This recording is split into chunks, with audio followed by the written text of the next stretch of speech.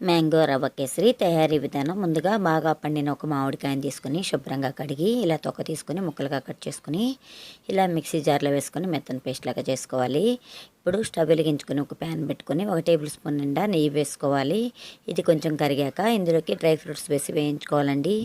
ఇవి వేగిపోయాయి, ఒక బౌల్లోకి తీసేసుకోవాలి. ఇదే నెయ్యిలో 1 కప్పు నిండా బొంబాయి రవ్వ వేసి వేయించుకోవాలి 2-3 నిమిషాల పాటు. 3 కప్పుల వేడి వేడి నీళ్ళని వేసేసుకోవాలి. 1కి 3 లెక్కన వేసుకోవాలి. ఇలా ఆపకుండా కంటిన్యూస్గా కలుపుతూ ఉండాలి.